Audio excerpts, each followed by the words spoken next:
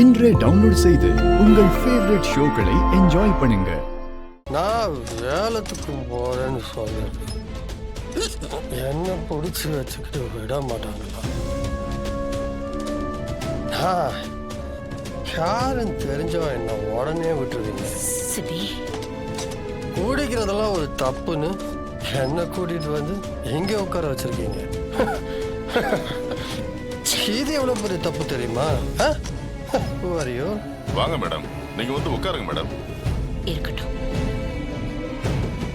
நீங்க வந்திருக்கிறது கூட அவருக்கு தெரியல, அந்த அளவுக்கு போத. பட்ட பகல்ல அளவுக்கு அதிகமா குடிச்சிட்டு 150 கிலோமீட்டர் ஸ்பீட்ல காரை ஓட்டிட்டு போயிட்டு இருந்தாரு. கொஞ்சம் மிஸ் ஆனாலும் எவ்வளவு பெரிய பிரச்சனை வந்திருக்கும், எத்தனை பேர் பாதிக்கப்பட்டிருப்பாங்கன்னு சொல்லவே முடியாது மேடம். பத்தாவதுக்கு வண்டியில எந்த டாக்குமெண்ட்டுமே இல்ல, அவர்கிட்ட லைசன்ஸ் இல்ல மேடம். கேட்டா உங்க பேரை சொன்னாரு, அதனாலதான் உங்களை வர சொல்ல வேண்டியதா போச்சு. அவன் சார்பா அத்தை, நான் உங்ககிட்ட ஒரு நிமிஷம், இவங்க கிட்ட நான் பேசிக்கிறேன். சார், சிபி குடிச்சிட்டு கார் ஓட்டுனது பெரிய தப்பு தான். சிபி இந்த வாட்டி மன்னிச்சு விட்டுருங்க. இனிமே இந்த மாதிரி தப்பு நடக்காம நாங்க பாத்துக்கிறோம் சார்.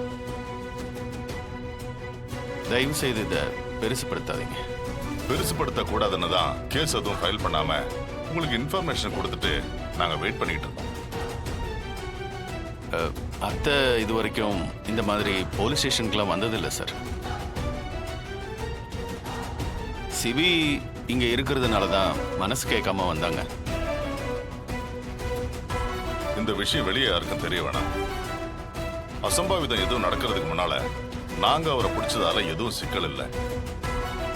ஏதாவது நடந்திருந்தா ப்ளீஸ் நடக்காததை பத்தி பேச வேணாம் இன்ஸ்பெக்டர்.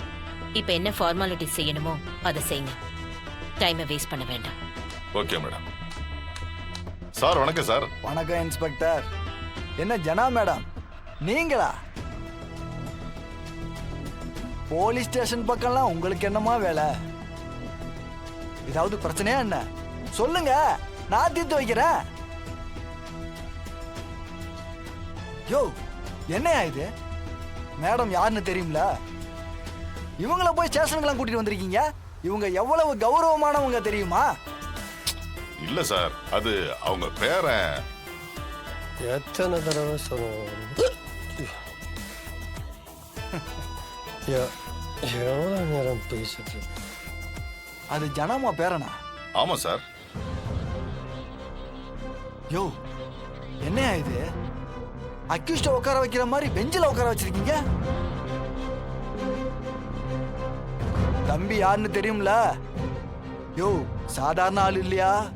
வெளிநாட்டுல போய் படிச்சுட்டு அடுத்து ஜனாமாவோட சாம்ராஜ்யத்தை கட்டி ஆள போற சிங்கையா.